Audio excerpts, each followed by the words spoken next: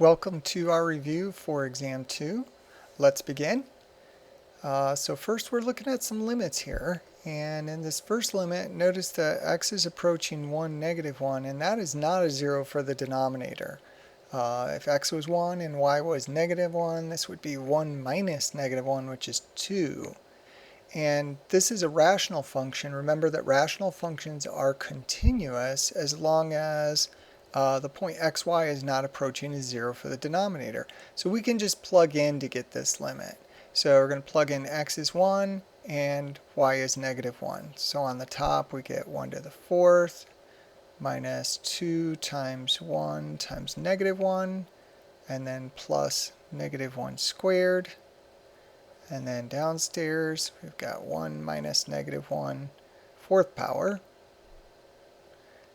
And if you compute that on the calculator, you get 1/4. So this one's continuous. You can plug in to get the limit. Now notice here in part B, x is approaching 0, 0, and if you plug in x and y as 0, you do get 0 in the denominator. In fact, you get 0 in the numerator too. It's formed 0 over 0, so we need to do some more work here. So we want to examine path limits, and you always want to try to explore some easy path limits first. So like x equals 0 or y equals 0. So, and then if you get two different path limits, then you know to stop, the limit does not exist. If you get a bunch of path limits that are the same, then that doesn't mean that the limit does exist, but it might exist. Now, more likely than not, I'm going to give you an example where it does not exist. So let's first look at the path limit where x equals 0. So if x equals 0, we're going to plug in 0 for x here. And then if x equals 0, that's already at 0, y will be approaching. So then this is going to become the limit. As y approaches 0, x is already at 0, so now it's a one variable limit.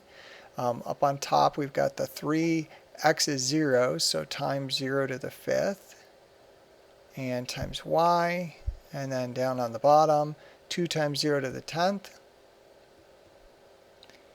and then plus the y squared here.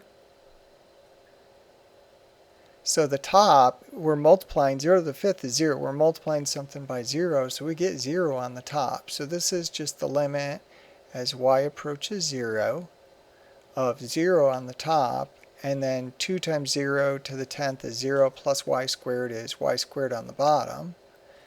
And 0 over anything is 0, so this is just the limit of 0 as y goes to 0, which is 0.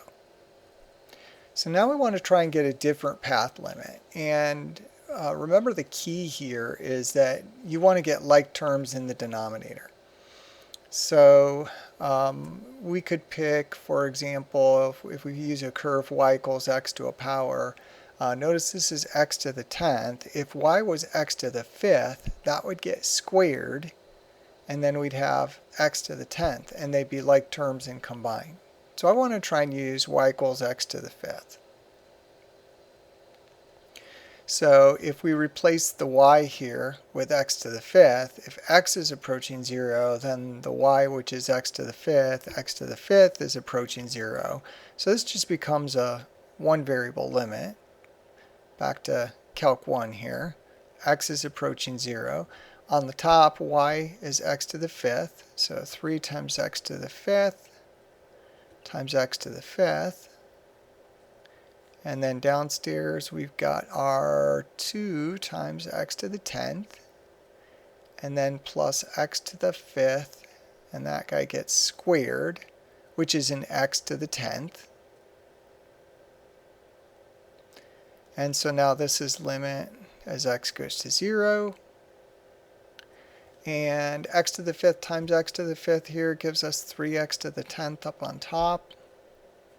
And then downstairs, 2x to the 10th plus another x to the 10th here is 3x to the 10th. And these guys cancel, leaving 1s. This is just the limit of 1, which is 1. And then since 0 is not equal to 1, we've got two different path limits. This limit does not exist. Got two different path limits. So this guy does not exist.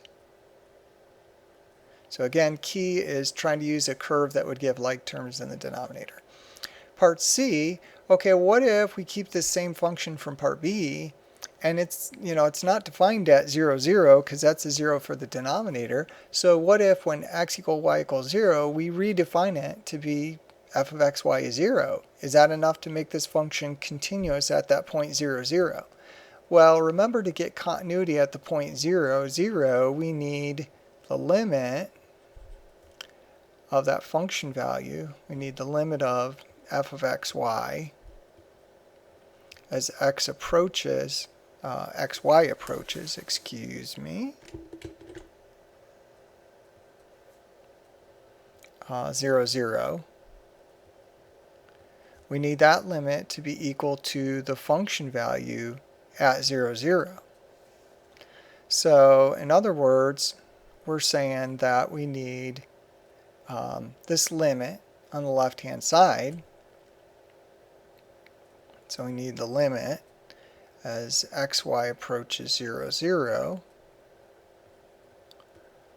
of our function, which is the, well, here, 3x to the 5th y, same function,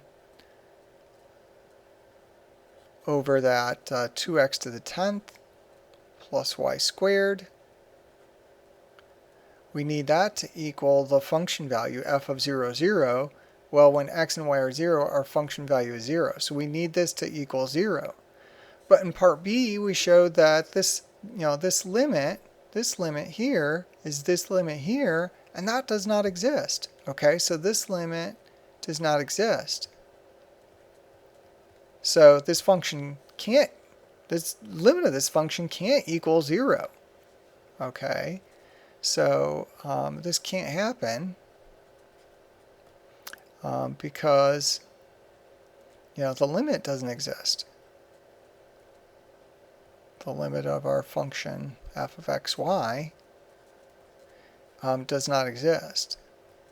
So if the limit existed but the function was not defined, then we could redefine it at the one point here. So like say up here, we got this limit to exist, and at 0, 0, and the value of this limit was 4, then we put a 4 down in here, and that would make it continuous. But this function by itself is not continuous at 0, 0 because it's undefined. Okay, so that's what we're looking at, that definition of continuity.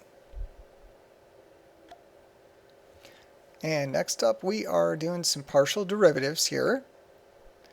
So we're given our function is x square root of z plus y squared, and we want fzy and fzy at the point 1, 2, 1.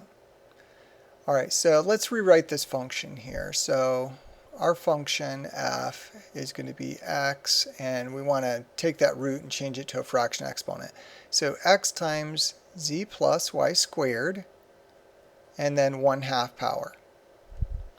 And so now let's do fzy. So remember that fzy means you take the z derivative of f, and then you take the y derivative of that. Okay, so the z derivative of f is going to be partial with respect to z of this guy. Okay, x times z plus y squared, 1/2 power.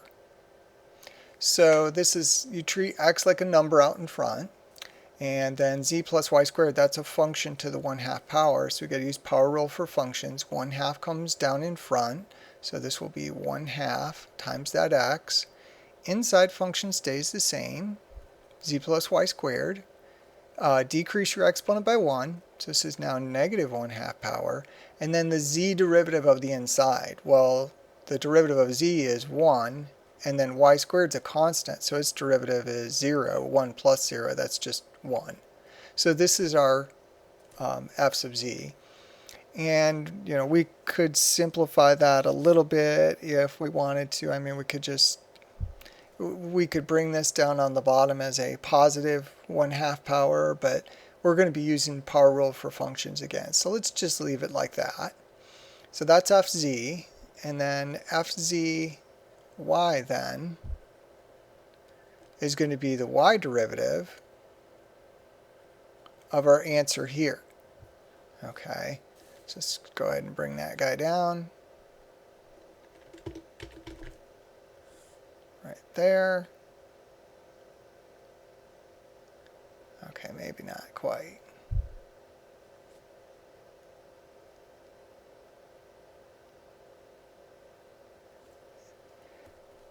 So now we want y derivative of this. So now y is the variable and x and z are constants. So got a constant out in front and then a constant plus y squared. This is still a function to a power. Okay, so still power rule for functions. So the negative 1/2 comes down in front times 1/2 x. So that'll be negative 1/4 x times that function z plus y squared. And then decrease your exponent by 1. So negative 1/2 minus 1, negative 3/2. And now times the y derivative of the inside. Well, the y derivative of z is 0, but the y derivative of y squared is 2y. And then let's see, this 2 would cancel into that 4 and leave a 2. So this is going to be, take the y and bring it out in front. This will be negative 1/2 xy, and then z plus y squared, negative 3/2 power. So there's our simplified derivative. So that completes this part here. And then xy at 1, 2, 1, well, this is just x, y, and z values to plug in here to get a numerical value. So fzy at the point 1, 2, 1 then, going to plug 1 in for x, 2 for y, and 1 for z. So this will be 1, a 2, so this will be negative 1/2 times 1 times 2, and then inside the parentheses, our z is 1 plus y squared, and y is 2, so 1 plus 2 squared, and that gets a negative 3/2 power. These 2's will cancel here, so that simplifies a little bit. And that just leaves us a negative 1 on the outside, and then this is a 5. So this is just the negative of 5 to the negative 3/2 power. And I didn't say you had to simplify anything, so that answer is fine. If you put this into your calculator, you'll get a decimal approximation for that. All right, now we want to find the equation of the tangent plane to a sphere at the point 1, 2, 2. Okay, so this is our point of tangency. That's our x0, y0, z0. We want to use the equation of a tangent plane here. So recall that the equation of the tangent plane is, I'll go ahead and write down here, give us a little bit of room, is a times x minus x0 plus b times y minus y0 plus c times z minus z0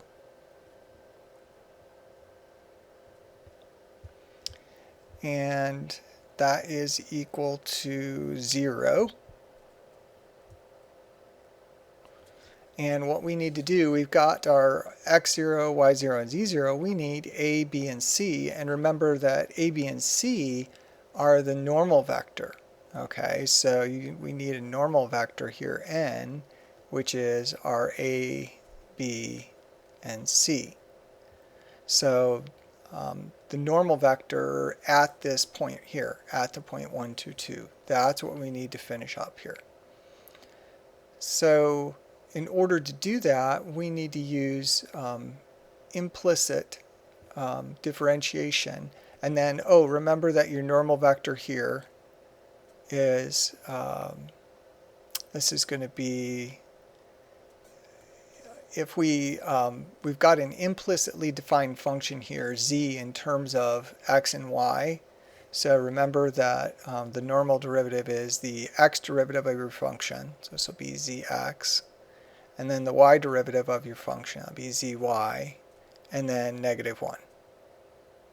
So that's our normal vector. So we need zx, zy, and -1. So to get the x and y derivatives of this guy, we're going to use implicit differentiation since it's not already solved for z. Now you could solve for z and then do regular derivative, but more work. So let's do the x derivative of both sides. Okay, so if I bring this guy down here, and I want to try and do the partial with respect to x on both sides. And then I'm going to do the same thing, partial with respect to y.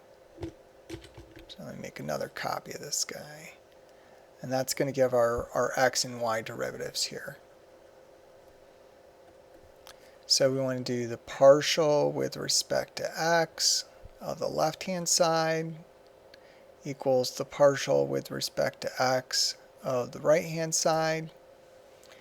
And then down here we're going to do partial with respect to y of the left equals the partial with respect to y of the right. So z is our function, and it depends on x and y, right? If you solve this for z, you get a function for the top half of the sphere and the bottom half of the sphere. So x and y are variables. So if you differentiate our x here with respect to x, you get 2x. That's just a regular derivative. Y is a constant. So you differentiate with respect to x, you get 0.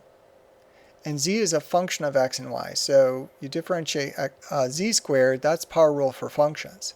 So this would be plus 2z, but then times the x derivative of this inside function. So times dz dx or z sub x. And then the derivative of 9 is 0. And then we can solve for z sub x. So bring this guy over as a negative. So we get 2z times z sub x equals negative 2x. And then divide both sides by 2z. These guys cancel. 2's cancel. So we get negative x over z. And then do the same thing down here. So now we're doing a y derivative. So derivative of x is going to be 0. Derivative of y squared is 2y, normal derivative. And then derivative of z squared is 2z. And then times the derivative of the inside, but it's the y derivative of the inside. Why? Because we're doing the y derivative. And then derivative of 9 on the right hand side is 0. And so now solve for z sub y. So similar to what we did up here. So bring the 2y over as a negative, divide by 2z on both sides. So you're going to get z sub y is going to be negative y over z. So now we can get this normal vector by using these guys here. We just plug in down here. So then what is z sub x? Well, it's negative x over z. X is 1 and z is 2. So this normal vector is going to be negative 1/2 in that first slot. And then the y derivative is negative y over z. Our y is 2. Our x is 1. Because we're doing the derivative at that point on the sphere. So this is going to be, let's see, negative y over z. Y is 2 and z is 2. So negative 2 over 2, that's negative 1. And then your last coordinate is negative 1.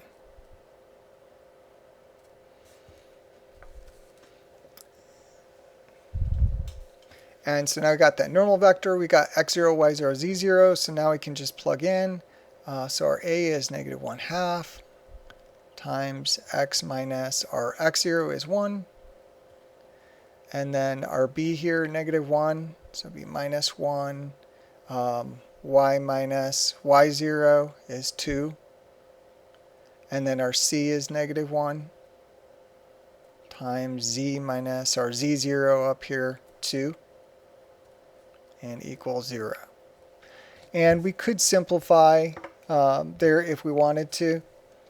Not necessary on an exam, but if you did simplify, you would get, so multiply this guy in here, multiply your -1 in here, and here. Keep all your x, y, and z terms on the left and bring all the numbers over to the right. And double check me on this. You should get 1/2 x minus y minus z, minus z. Always helps if you write the thing that you say. And equals -9/2. Okay, so that's tangent plane to a surface. Also review differentials. Okay, because this was the section on applications, and the other application that we had was differentials. So we used differentials to approximate change in z. So a change in z was approximately equal to dz. And then we also used differentials to approximate function values. Okay, so you want to review both of those because I could substitute a differentials question.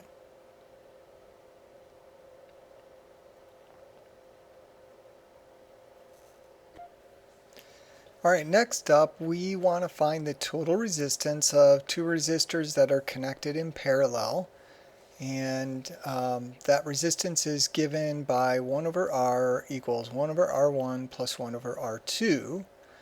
This is actually Ohm's law. Most of the engineers are aware of that, but not the mathematicians. R1 and R2 are the resistances of the two resistors. And we know that R1 is increasing here at 3 ohms per second, so that's a derivative. And R2 is decreasing at 2 ohms per second. And I want to know how fast, so again I'm asking for a derivative, is the total resistance R changing when R1 is 10, R2 is 20. Now notice first that 1/C equals 1/A plus 1/B does not mean that C is equal to A plus B. Okay, in other words, R is not equal to R1 plus R2. We can't just flip all of these guys. And that's not how you solve for R. Okay, this is a function and these are reciprocals of variables. You'd have to get a common denominator before you could flip both sides. So it's not quite that easy in terms of solving this. Well, let's write down what we know. So R1 is increasing at 3 ohms per second. So what we know is we know that dr 1 dt,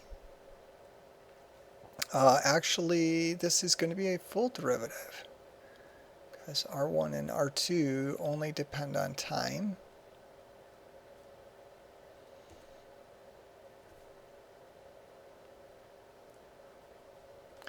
That's equal 3. And then the rate of change of R2 here, it's decreasing, so its derivative, dr2 dt, is going to be -2, negative because it's decreasing. And we want the total derivative, dr dt, because we want to, they're asking how fast is it changing. And we want that when R1 is equal 10 and R2 is equal 20.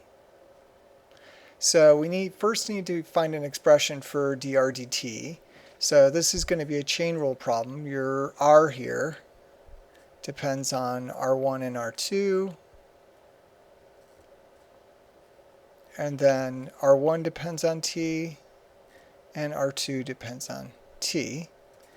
So this, remember we multiply on the branches, multiply the derivatives on the branches, so this is going to be dr1,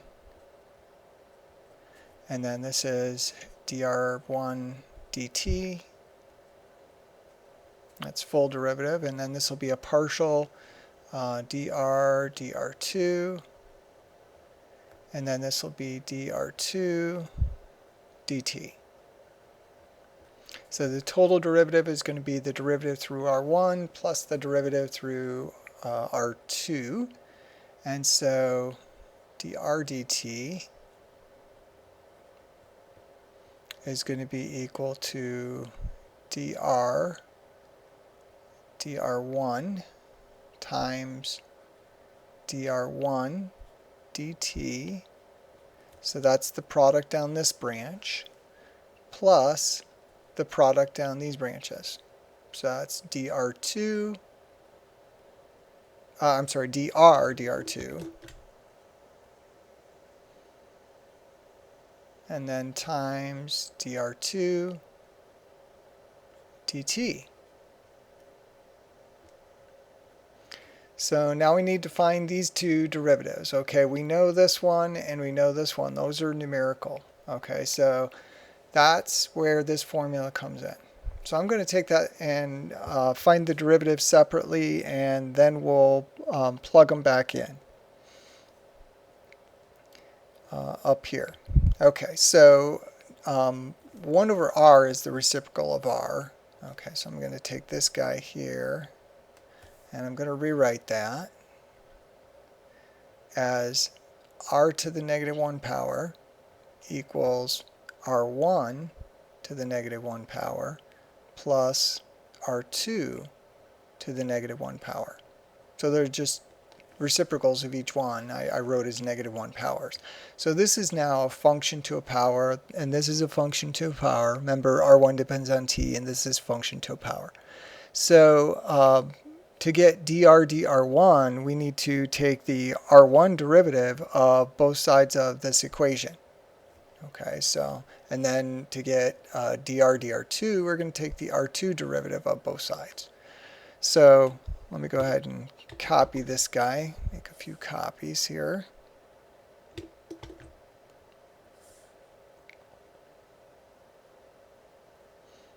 myself a little bit more room to work.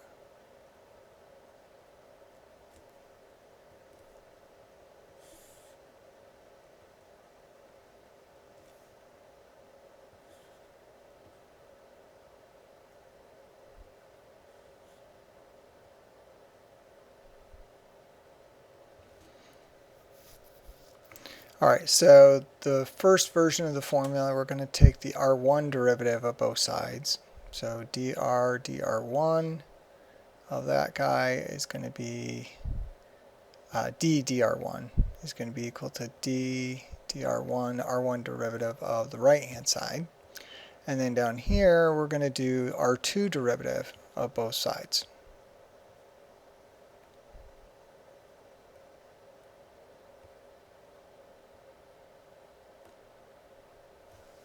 Okay, so this is not quite the derivative that we want up here. Okay, so this is a function to a power, so we're taking the r1 derivative, so that negative 1 is going to come down in front, and then times the r, and then decrease the exponent by 1. It's power rule for functions, negative 2.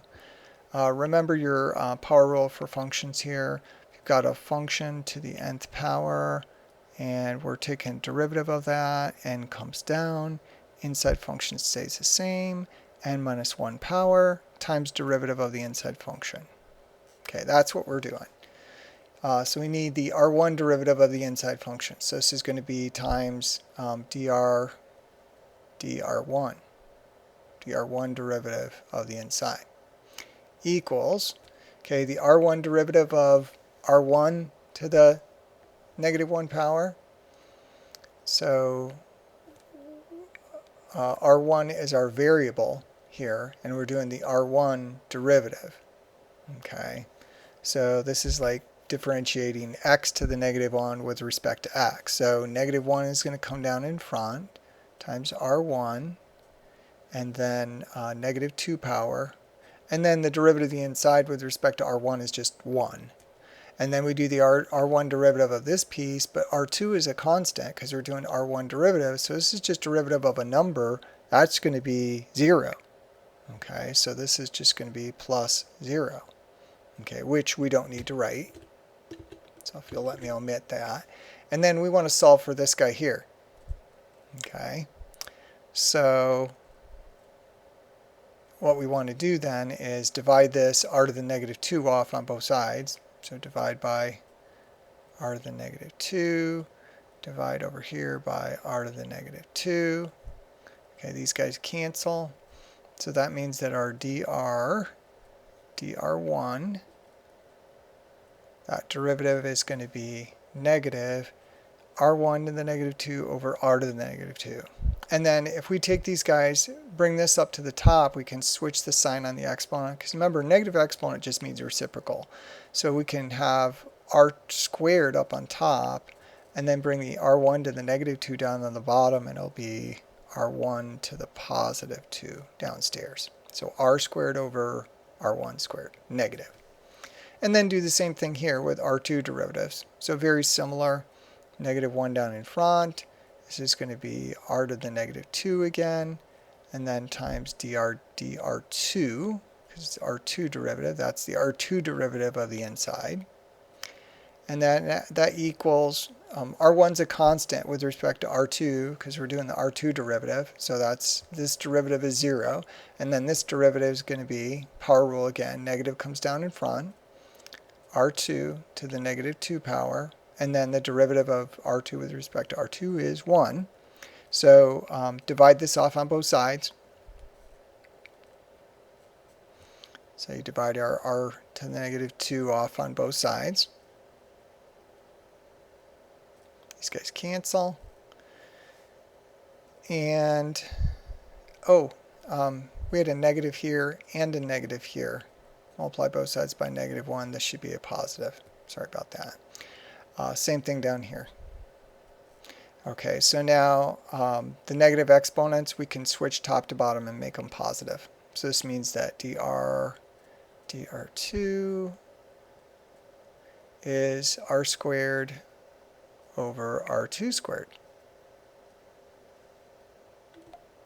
So now we're ready to go ahead and plug in this guy and this guy at these values. r1 is 10 and r2 is 20. So first of all, dr1, that is right here, it's r squared over r1 squared. So this is r squared over r1 squared times dr1 dt. Oh, that's full derivative.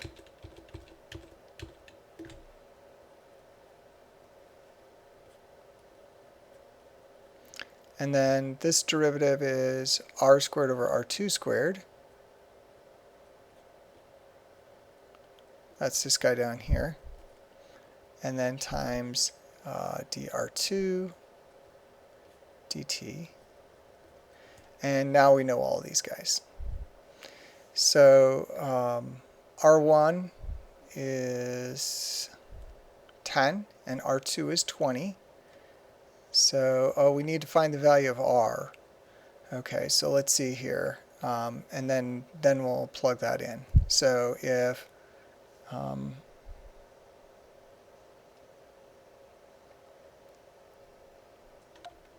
so we got this relationship, 1 over r is 1 over r1 plus 1 over r2. So 1 over r is equal to 1 over r1, which is 10, plus 1 over r2, which is 20. So 1/10 plus 1/20th. This is 2/20ths. Multiply top and bottom by 2 to get a common denominator. Add those together, 3/20ths. So that means that r is going to be the reciprocal. So take reciprocal of the left-hand side, you get r. Take reciprocal of the right-hand side, you get 20/3. So now we can plug in our r squared there is going to be 20/3. That guy gets squared. R1 down here is 10, and that gets squared, times dr1 dt, right here, 3, plus r squared, 20/3 squared again, and then over r2, that should have been squared, r2 squared, which is 20 squared, and then times dr2 dt, which is -2. And then just do the calculator work here, and you'll get 10/9 ohms per second. Our units are ohms per second. So we are finished with that one. So that was application of chain rule. So now if I don't apply it, then I could give you something more involved, and especially where variables depend on variables, and you're just computing the the full derivative. So that would be the other possibility there.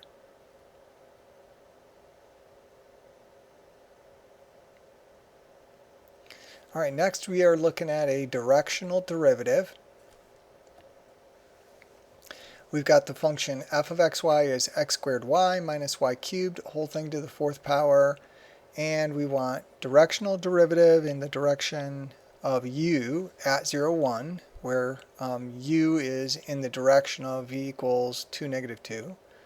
And then the direction where f increases most rapidly, that's going to be in the direction of the gradient vector. So that's going to be in the direction gradient f. And then the rate of maximum increase at 0, 1, and this will be at 0, 1. And then the rate of maximum increase just going to be the length of that vector.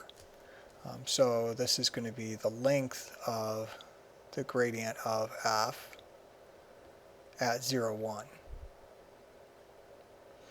So we need that gradient vector. And then remember that the directional derivative here, that directional derivative in the direction of u is equal to the gradient vector of f dotted with u.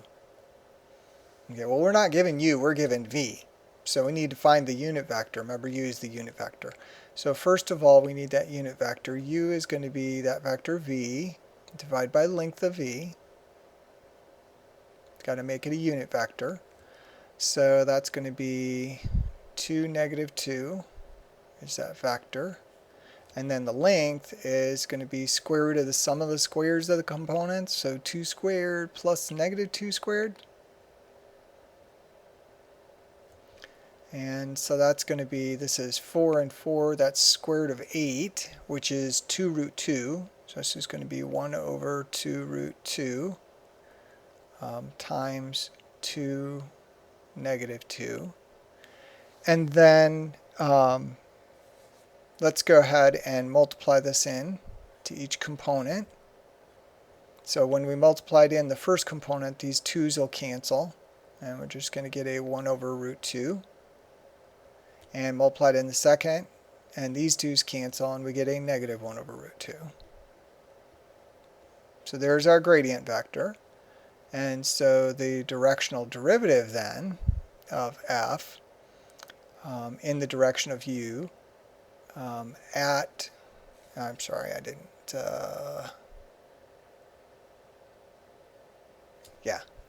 at the point 0, 1, I actually need my f right in there, is going to be the gradient of f at the point 0, 1, and dot that with that unit vector. Okay, so need that gradient vector of f. So the gradient vector of f, remember, is the vector of partial derivatives. So this is going to be fx, fy. There's two variables, so two partials here. So in the first coordinate, we do the x derivative. So the x derivative of this function, that's function to a power, so power rule for functions again. So 4 comes down in front.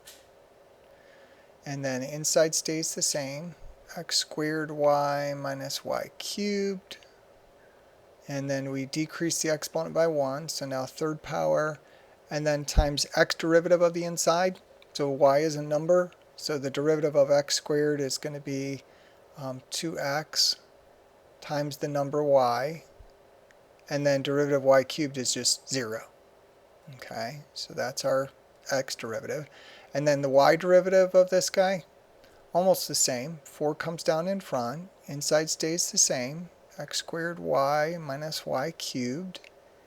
decrease our exponent by 1, so third power, and then times the y derivative of the inside. So this is a number times y. You differentiate that, you're going to get the number, x squared. Differentiate y cubed, you get 3y squared. And then we're going to evaluate those guys up here at the 0.01. So this is now going to be x is 0 and y is 1. So this will be 0 and this will be 1. But then it'll get multiplied by 2 times 0 times 1. Okay, so this first coordinate is just going to zero out.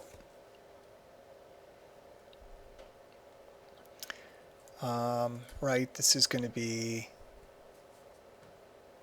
4 times 0 squared times 1 minus 1 cubed, but then times 2 times 0 times 1.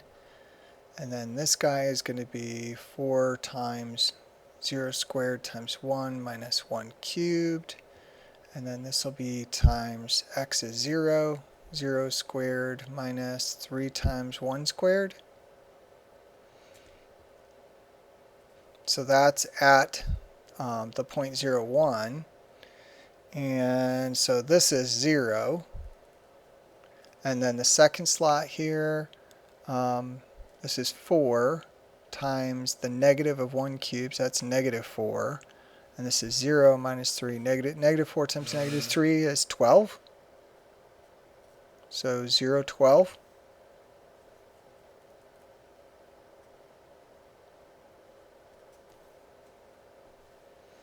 And so that guy goes up here. And we are going to dot that with our negative 1 over root 2, and, I'm sorry, positive 1 over root 2, negative 1 over root 2. So remember, dot product, you multiply the first components, multiply second components, and then add them. So 0 times 1 over root 2 is 0, plus 12 times negative 1 over root 2, so it would be 12 over root 2, and that will be negative. So negative 12 over root 2. So that's our directional derivative.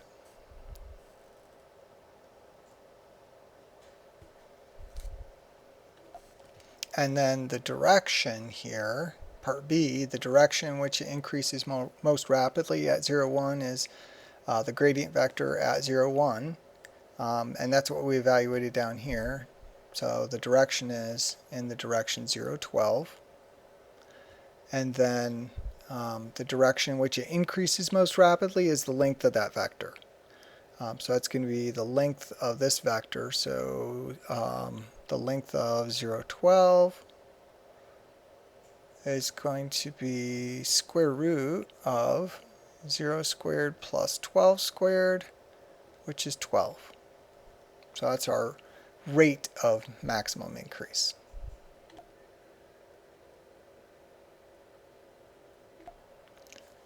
Alright, next up we are finding the volume of the largest rectangular box in the first octant that has faces in the coordinate planes, and one vertex is on the plane x plus 2y plus 4z equals 8. So this is constrained optimization. Let's draw a picture of what's going on here. So here's the z-axis and x. I'm sorry, y, and then x is coming out like this, and we can sketch this plane here. So intercepts here, if y and z are equal to 0, then x equals 8, so this is going to hit at 8 down here. And then the y-intercept, when x and z both equal 0, you get 2y equals 8, so y equals 4. So it'd be right here. And then the z-intercept, if x and y are 0, 4z equals 8, z equals 2. So it'd be right there. And so this plane, at least the portion that's in the first octant, looks like this. So what's going on is this cardboard box has its one corner hitting on that plane, like say right here, and then its faces are in the coordinate planes. So this would go back here, this one come down, this goes across. You kind of got this little box like this. And we want to know what's the biggest box as you let this corner move to all possibilities in this portion of the plane. Well, the coordinates of this point right here are x comma y comma z, okay, where the x, y, and z obey this equation, and the volume of that box, so we want to maximize volume, and the volume of that box is going to be the length times the width times the height.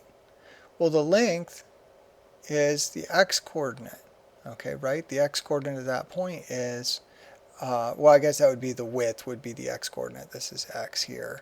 And the length, you're going in the y direction, that's going to be the y coordinate of that point. And then the height is going to be the z coordinate to get up to that point. So what we're just doing is maximizing the quantity x, y, z. So now we've got a function of 3 variables. We need to reduce this to 2 variables. So take and solve this guy for z and then plug that in. So this will be x times y. And then let's see here. This will be 8 minus, bring the x and the 2y over as negatives. 8 minus x minus 2y. And then divide off the 4. So if we want to, we could simplify that. That's going to be xy times, divide the 4 into each piece. 4 into 8 goes twice, minus x over 4, so x over 4, and then minus 2y over 4, and the 2 would cancel into the 4 there. So this would be minus y over 2. And then if we want to, we can simplify that more by multiplying in here. Okay, so then that's going to give us our volume just in terms of x and y is going to be 2xy. And then xy comes in here, so this will be minus 1/4 x squared y. Let's see here, xy comes in times x, yeah, minus 1/4 x squared y, and then xy times negative y over 2 minus 1/2 xy squared. So there's our function in terms of x and y.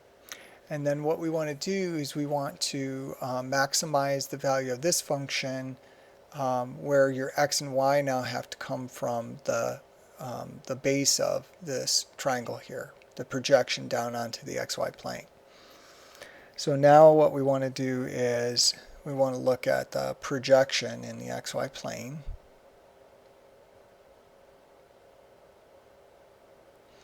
And let's see, this hits at y equals 4 up here, and it hits at x equals 8 down here. So if you look at the top view of that triangular solid, then you see this right here. And then this is going to be the line y equals, let's see, you would fall 4 and run 8, so negative 4/8, that's negative 1/2 x. And then this piece of the boundary is, of course, x equals 0. And then this piece of the boundary down there is y equals 0. And so this is, remember, this is optimizing a function on a closed bounded region in the plane. So what we need to do is we need to find the critical points on the boundary and examine the function values there, find any critical points inside this base, and find find the function value there, and then compare all those function values. Largest is the max, and that's what we want. So let's look at the boundary pieces separately. So let's look at the side ones first that are easy. So if x equals 0, so let's look at our boundary first.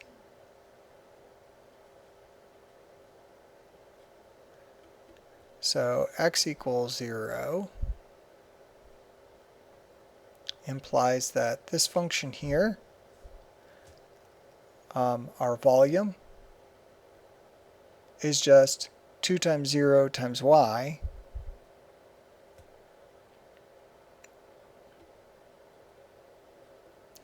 and then minus 1/2 times 0 squared times, or 1/4 times 0 squared times y minus 1/2 times 0 times y squared, which is 0.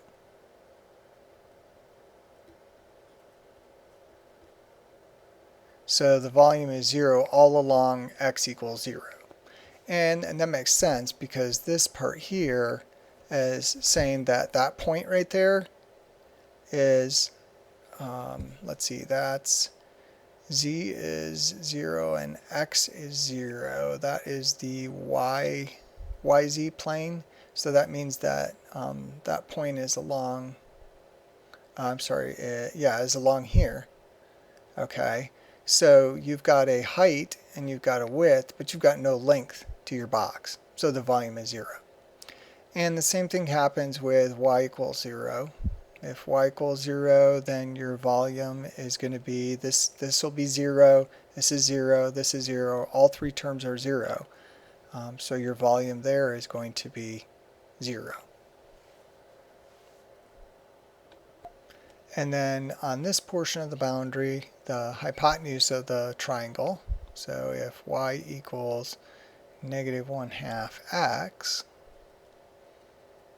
then that implies that your function v is going to be, we can either use this version here or we can use this version, whichever we like. I think I'm going to go ahead and use the factored version. So this would be x times our y is negative 1/2 x. And then times the quantity 2 minus x over 4 minus, and then our y here is negative 1/2 x. That's negative 1/2 x over 2. So this is equal to x times negative, so it's negative 1/2 x squared. And then times the quantity 2 minus, this will be x over 4, and double negative makes a positive, plus, and then 1/2 divided by 2 is 1/4. So this is x over 4. So negative x over 4, positive x over 4, those guys cancel. The 2's cancel. This is just negative x squared. So our volume is negative x squared if the point is along here. And then what we need to do is we need to find our critical points along that boundary. So let's go ahead and take a derivative here. You know what? Sorry about this.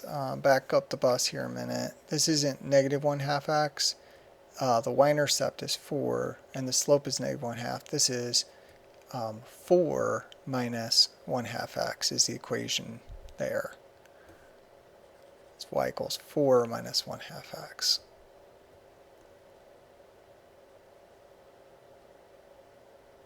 There we go. So when we do our plugins here, instead of negative 1/2 x, it'll be 4 minus 1/2 x. And this was negative.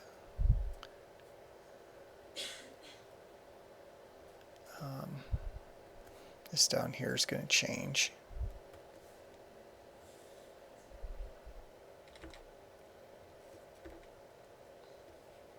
That last term is going to change. So this is going to be x times 4 minus 1 half x there, 2 minus x over 4, and then minus 1 half xy squared, so minus 1 half, or I'm sorry, minus 1 half y, and our y is 4 minus 1 half x. There we go. And if you combine all your like terms here and then use FOIL to multiply that by 4 minus 1 half x, or multiply the x in first if you want to, you can do this. So that'll be 4x minus 1 half x squared. And then here, multiply that 1 half in. So this is going to be 2 minus, let's write this as 1/4 x. And then negative 1 half times 4 is negative 2. Negative 1 half times negative 1 half x is plus 1/4 x. So we have a negative, negative, positive, yeah. So this is a 2 and a negative 2, a negative 1/4, and a positive 1/4, which gives it 0. So this is all 0. And anything times 0 is 0. So the volume is 0 along here too. And that makes sense because if this point was along this edge here, then the height of the box is 0. So V is equal to 0 all along these edges here. Okay. So the boundary, not anything, crazy going on. Now remember, if we would have got an actual function of x here, then we'd have to find the critical points that are along the boundary and then evaluate the function at those critical points. Just so happens in this case, if you're anywhere along this boundary, then that makes one of the dimensions of the box equal to 0, so the volumes equal 0. So now we need interior critical points.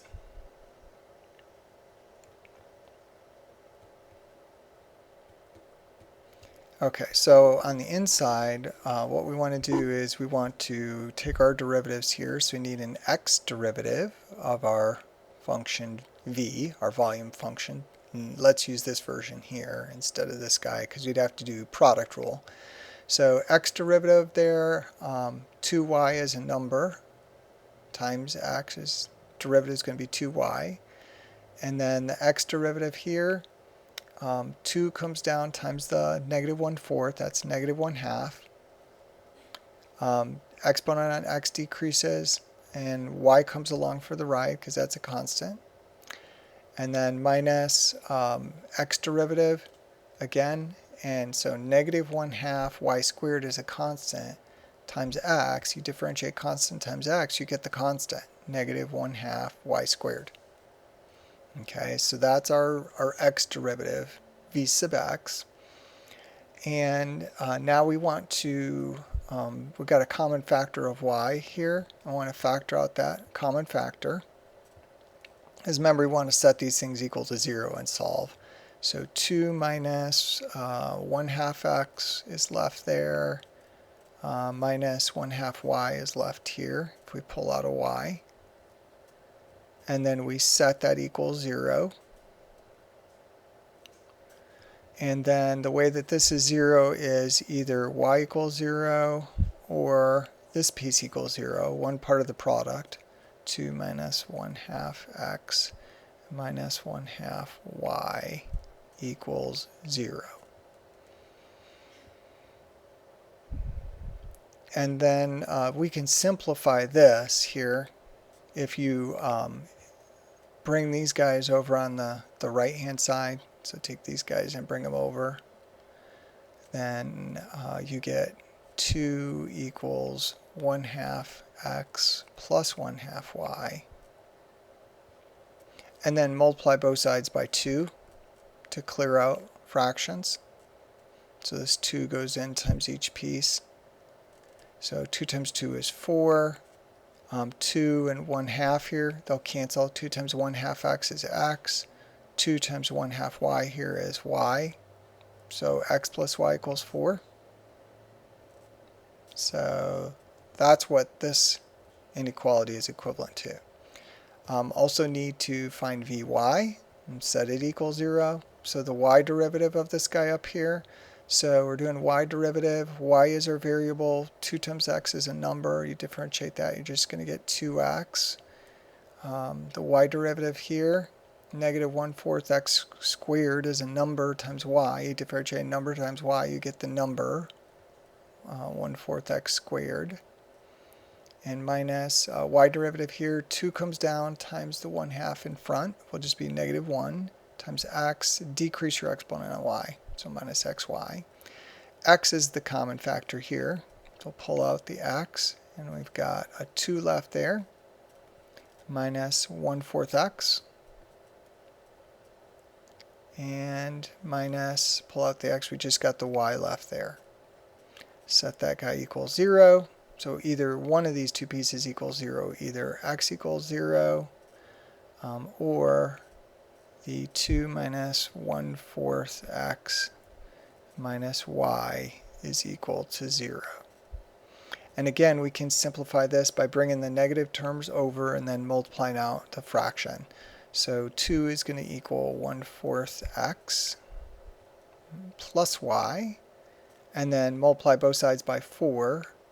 8 is going to equal 4 times 1/4 x is just x, and 4 times y is 4y.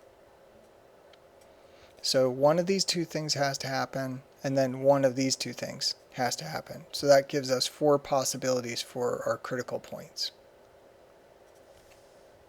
So let me give myself a little more room here on number 7. Okay. So possibilities for the critical points. Either y is equal to 0 and x is equal to 0. That's our critical points here.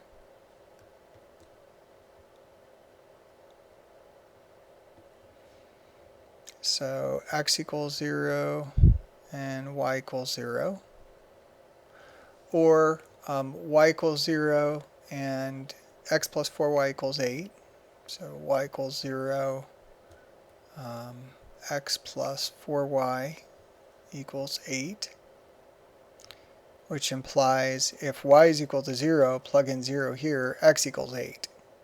Okay, so this implies that x equals 8. So then you get the point, so this is the point 0, 0. And then this will be 8, 0. And then another possibility would be, so we use that one, we could have x equals 0 and x plus y equal 4. So, or x equals 0, x plus y equal 4. But if x equals 0, if we plug that in, then y equals 4. So this gives us the point 0, 4. Or last possibility, x plus y could equal 4 and x plus 4y could equal 8. So that's all combinations of one of these two conditions and one of these two. So we could have x, let's see, that first condition, x plus y equals 4, and x plus 4y equals 8.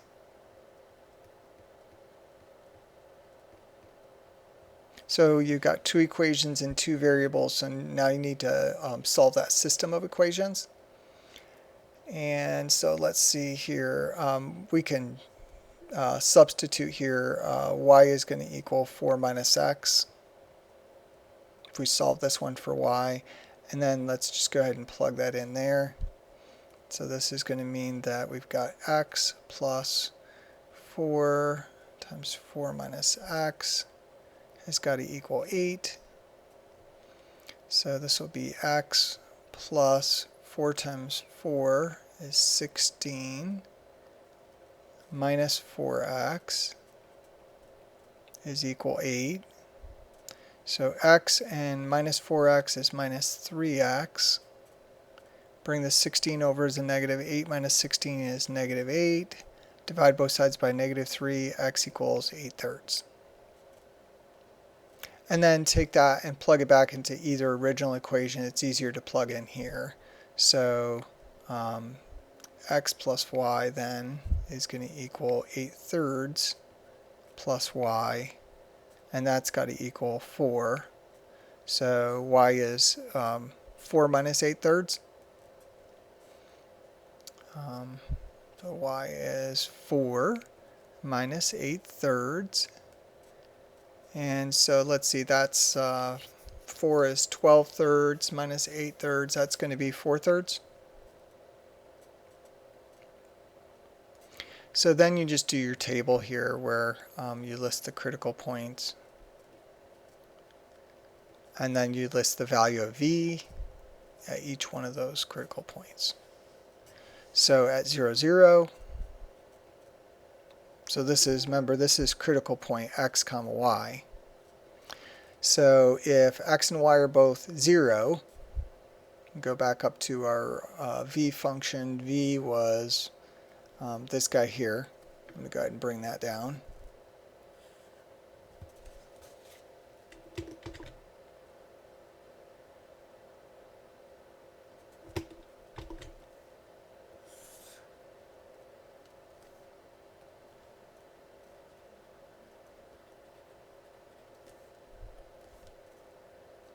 Okay, so v is that guy. But if x and y are both 0, well, then this is just 0. And the second one, 8 comma 0. So x is 8 and y is 0. But if this y is 0 times this quantity, 0 times anything is 0. And then 0, 4. 0 comma 4. So x is 0. So that means this x is 0. That's going to make the product 0. So those all give volume 0. And then that last critical point, x is 8/3 and y is 4/3. So that's 8/3 comma 4/3. And then plug that in here all the way across. And if you do the computation there, you get 64/27. And that's our max, because it's the biggest of the values. So if we go back to our diagram here, our volume is equal to 0 all along the edges, but then we've got that critical point on the inside, which is 8/3, 4/3 here. Okay, so that's like 2 and 2/3 and 1 1/3. So 2 and 2/3 in, 1 and 1/3 up, so it's about right there. And the volume here is equal to 64/27. And that point is 8/3, 4/3. Okay, so that's constrained optimization on a closed bounded region. So, and then the other thing I could do, that's real long. The other thing I could do is just a second partials test. So remember that one uses a table 2. That's if it's not a, that's if it's an unbounded region. Okay, and that's a little bit less work. So that's another possibility. So review that. And then we end up with another constrained optimization. Here we're using Lagrange multipliers. So remember what Lagrange does is it takes the partials of the function f, and then this is our function g here. This is our g of xy equals a constant. Let's see, some constant c. So it takes and assumes that the partials of f are going to be the Lagrange multiplier lambda times the partials of g. Here our function is just two variables, so same happens for the y derivative. That's got to be lambda times gy. And then the last restriction is that you've got to be on that circle. So it's the g of xy equals the constant. So those are our three equations in three unknowns. So for us, the x derivative here is just 2x. And x derivative of y squared is 0. And that's got to equal, or I'm sorry, our function is xy. Our g, this 2x goes on the right hand side. G sub x is 2x. And lambda goes there.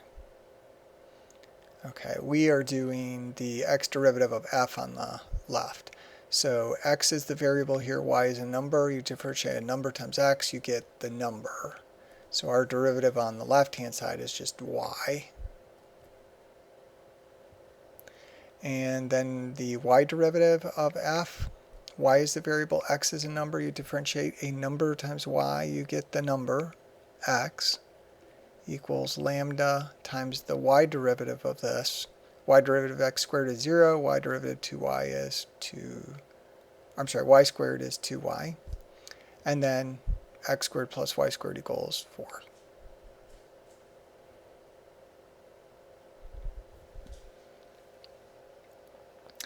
So now we want to try to find all of the x and y values that satisfy these three equations.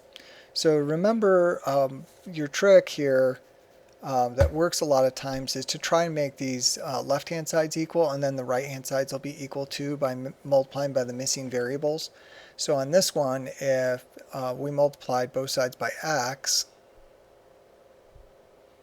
this would be xy. Here, if we multiplied both sides by y, then this would be yx. And those would have to be equal.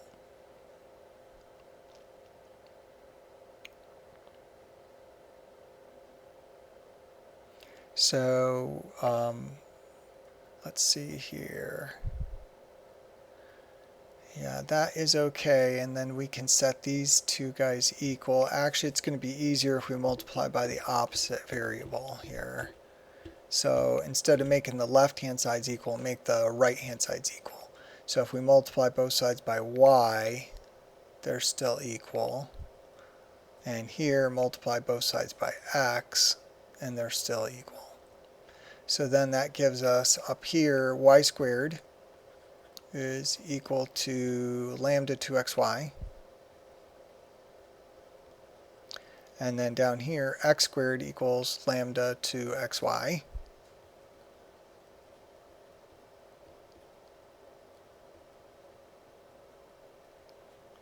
So then the right-hand sides are equal, so the left-hand sides have to be equal. So this means that x squared has to equal y squared. And then down in here, it got this last restriction, haven't used that yet. Let's plug it in x squared for y squared. So x squared plus x squared is equal to 4. So 2x squared is equal 4. Divide both sides by 2. X squared equals 2. And take square roots on both sides. And x will be plus or minus square root of 2. Okay, so that's your x value, and then we know that x squared is equal to y squared. So if x is equal to square root of 2, then we could plug that in here, or we could plug it in here. Either way, we're going to get the other possibilities that we need. But we know that y squared is equal to x squared. If we take that root 2 and plug it in here, that means that 2 is equal to y squared. And that implies that y is equal to plus or minus square root of 2. So that gives us critical points of root 2, x is root 2, and then y could be root 2. Or x could be root 2, and then your y could be negative root 2. And then if x equals negative root 2, same thing happens.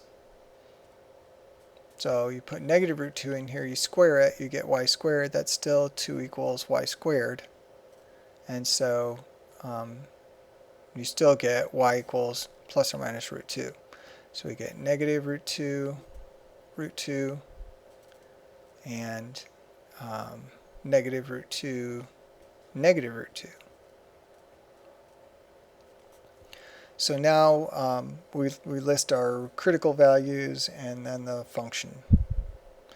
So we've got all our values x comma y, and then we're finding the function value f of xy, which equals x times y. So our possibilities here are root 2, root 2.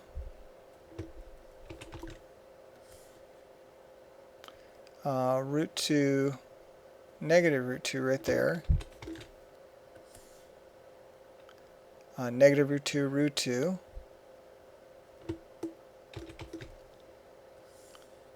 And then lastly, both of them could be negative. X and y are both negative root 2.